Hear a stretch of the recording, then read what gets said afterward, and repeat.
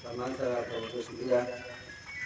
और सबसे ज़्यादा शुक्रिया तो हम इनका करते हैं, मुखिया साहब का, जो बार बार हमको खबर करते हैं कि आपको आना है आना है, जबकि खुद के लिए हमको फुर्सत नहीं रहती है कार्य को इधर, लेकिन असरार रहा कुछ ताल्लुक रहा इस गाँव से, इसलिए आना मजबूर थी, जो सब कुछ छोड़ के हमको आना पड़ा।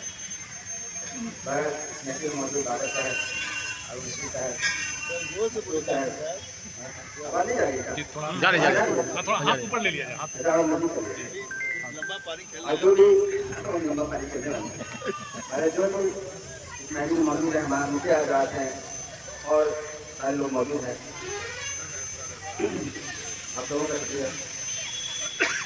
देखिए सरवर साहब की जो हिस्ट्री है उसमें अगर बोलने लोग बैठे तो दिनों दिन गुजर जाए, उन पर अगर किताब लिखने लोग बैठे तो सालों साल गुजर जाए।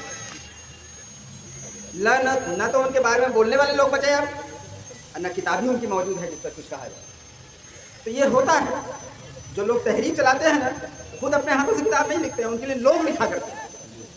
लेकिन अब क्या कमी थी जिसकी वजह से न तो उनके बारे में बोलने वाले लोग बचे रहे और न उनके बारे में किताब लिखने वाले लोग बचे रहे।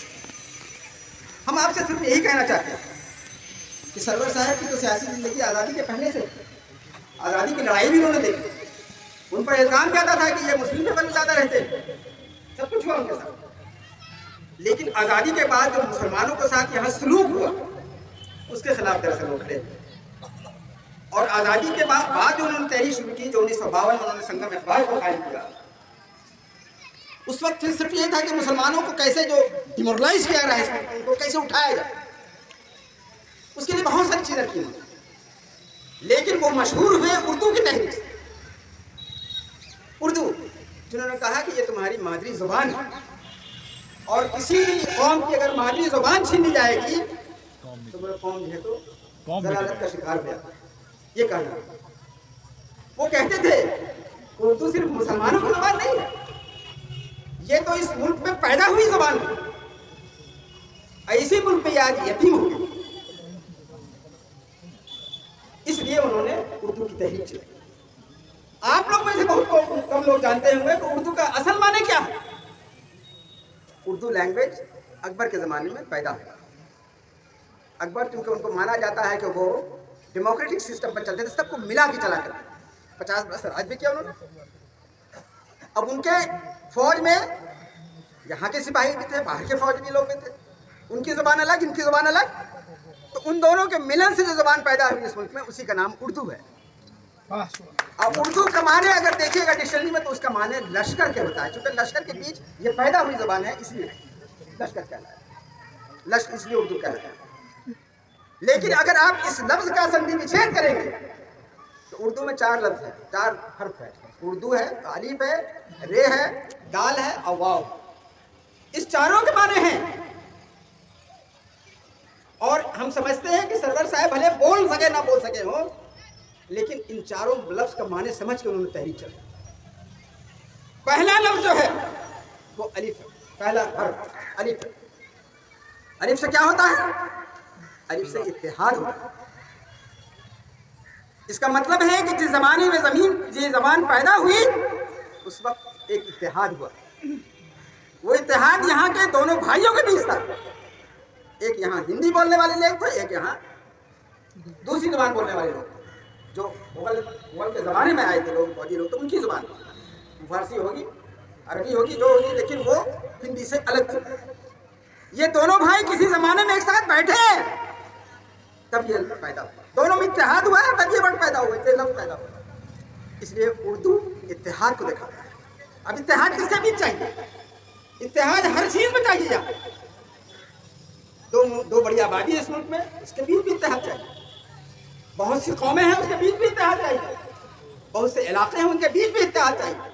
बहुत से स्टेट्स हैं, उनके बीच भी इत्तेहाद चाहिए। इत्तेहाद का लफ्ज़ बहुत बड़ा लफ्ज़ है ये। तो आप समझ लीजिए कि जब भी आप उर्दू का नाम लेते हैं तो आप याद कीजिए कि इस मुल्क में हिंदू और मुसलमान 2 भाई एक साथ बैठे थे, ये इत्तेहाद है। दूसरा लफ्ज़ रे है, ये हर्फ जो है रे, रे से रा होता है, रे से रा होता है। उर्दू ज़बान की जब आप तारीख पढ़िएगा तो इसने बहुत से मुल्क स्टेट जो हमारे मुल्क में थे, जो अभी आप देखते हैं कि इतने स्टेट्स हैं मुल्क में, तो उत्तरी जानिब उत्तरी हिस्सा और दक्कनी हिस्सा के बीच जो मेल हुआ है इस मुल्क में, उसका राह उर्दू बना। आप तारीख उठा के देखें तो इसने मुल्क के बहुत से खित्तों को जोड़ने का भी काम किया। उर्दू वो है। समझ में आती है बात? आप पढ़िए, जब तक इस इलाके की जुबान उधर नहीं गई तब तक इस मुल्क में इत्तेहाद नहीं हो पाया था। बहुत से स्टेट्स बटे हुए थे लोग। तीसरा लफ्ज, तीसरा हर्फ दाल है। दाल से दिल और दिमाग होता है, और दिल और दिमाग रहेगा तब दुनिया है, साइंस है। उर्दू ने साइंस को भी पैदा किया, ये उर्दू। आखिरी वर्ड वाव। वाव से क्या होगा बताइए तो? वाव से वहदानियत है कि इस पूरे दुनिया में, पूरे आलम में सिर्फ सबका मालिक एक है, बाकी सब दुनिया में बराबर है। ये वहदानियत है। इसका सबक उर्दू देती है। तो उर्दू का जब भी आप नाम लीजिए तो आप समझ जाइए कि इसके अंदर क्या है। सरवर साहब के जहन में जरूर ये बात होगी, तभी ना उर्दू को उन्होंने मजबूती से पकड़ा और वो ऐसा रास्ता बना जिससे सरकार उलट गई है। सरकार उलट गई यहाँ की, दूसरी सरकार है। लोग मजबूर हो गए कि जल्दी उर्दू को कैसे दूसरी सरकारी जुबान का दर्जा दिया जाए। ये मजबूरी हुई। तो आप उर्दू को छोटी चीज मत समझिए। ये मत समझिए कि सिर्फ ये जुबान है। इसके पीछे वो 4 आर्टिकल छुपे हुए हैं जो इस दुनिया को जोड़ के रखेगा, सबको बराबरी देने का काम करेगा। इसलिए इसकी अहमियत है। जहां तक वहदानियत का सवाल है, सब बराबर है, सबका मालिक एक है, सब बराबर है। लेकिन यहां तो कबीलेबाजी इतनी है कि सब बटे छटे हुए। सबसे बड़ा इस मुल्क में तो खराबी ये रहा कि यहाँ पर कुछ लोग ऊपरी तबके के हैं, कुछ लोग नीचे तबके के। उर्दू भी ये कहती है कि ऐसा ना करो। वहदानियत को देखो, वो है, बाकी सब बराबर हो, सब एक हो, सब बराबर हो। न ऊंचा है, कोई नीचा है, न कोई अवतर है, न बदतर है, कोई ऐसा नहीं है, न कोई गारा है, सब बराबर है। ये उर्दू बताती है। हम लोगों को इस पर काम करने की, हम कैसे इत्तेहाद पैदा करें, अपने बीच पैदा करें, अपने बिरादरी वतन के साथ पैदा करें। ये उर्दू बताती है, आपको रोज बता रही है। कैसे लोगों के जिले को जोड़ें, कैसे साइंस की तरफ, साइंस को अपना अपनाएं, कैसे वैधानियत का फॉर्मूला जमीन पर लागू करें। ये करने की दूसरी जो बात ये कहना चाहेंगे कि आप लोग छोड़िए, लोग करते हैं प्रोग्राम, सब करते हैं, सब कुछ करते हैं, अच्छा करते हैं, लोगों को जमा करते हैं। लेकिन आप कभी इस चीज़ पर भी गौर करने की कोशिश कीजिए कि आप जो भी प्रोग्राम इस मुल्क में होता रहा, चाहे पॉलिटिकल हुआ या रिलीजियस हुआ, क्या इस मुल्क में दो भाई आपस में एक दूसरे के बीच बैठ पाए? दिन ब दिन तकरार होता चला, दिन ब दिन टकराव होता चला गया, और आज ये कौम मार्जिनलाइज होकर रही। जिस कौम के चलते उर्दू पैदा हुई, जिस कौम के चलते सामाजिक न्याय पैदा हुआ, वही कौम आज मार्जिनलाइज होकर रही, किनारे हो गई, हाशिए पर चली गई। तो चूंकि हमारे जो नुमाइंदे हजरात रहे, उन्होंने कभी मुहासिबा का काम नहीं किया, इसलिए आज आप ये हालत में। सरवर साहब के दिन को अगर आप यौम उर्दू के हिसाब से मनाते हैं, उर्दू डे के हिसाब से मनाते हैं, तो इसको यौम मुहासिबा के हिसाब से नहीं मनाइए। आज आप किस पोजीशन में? अभी एक शख्स बोल रहे थे कि नरेंद्र मोदी वहाँ चीज़ बना रहे हैं। ये एक दो दिन की चीज़ थोड़ी है। एक दिन मोदी खड़े हुए बना के दिखा दिया अयोध्या में, ऐसी चीज़ नहीं है। ये बहुत ज़माने से चली आ रही है। आप तो देखिए आज़ादी के बाद से ही शुरू हुआ, 1947 के बाद ही शुरू हुई है, 1949 से कहानी शुरू हुई, लेकिन उससे पहले से कहानी चल रही है। लेकिन उस कहानी को कैसे करते हैं? आपने तो कभी इतिहाद उर्दू के इतिहाद को कभी आपने अपनाया नहीं, आपने कभी हिकमत नहीं लगाया। तो वो सब जो मजहबी बुनियाद पर जो इश्यूज खड़े किए जा रहे हैं, उसका हिकमत से कैसे रास्ता निकाला जाए, कभी नहीं किया। आपने सिर्फ बाजू दिखाने का काम किया कि हम लड़ के ले लेंगे और बढ़ के ले लेंगे, यही आपने दिखाया।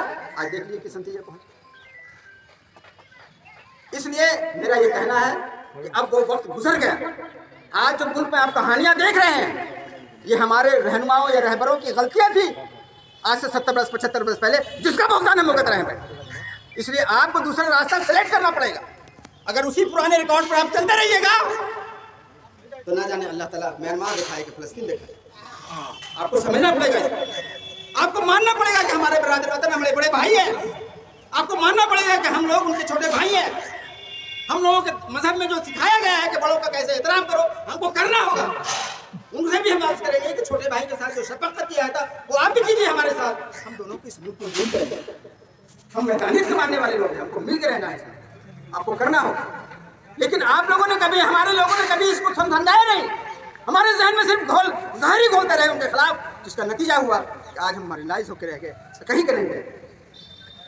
इसलिए हिकमत अपनानी पड़ेगी। हम तो आपसे अर्ज करेंगे, कभी भी आप इस फॉर्मूले पर मत जाइए कि फलां को हराना है इसलिए इनको वोट देना है। आप कहिए कि जो मेरे इशू को पूरा करेगा उसको वोट देंगे। हमें क्यों पुराने रिकॉर्ड बजाते चले आएंगे?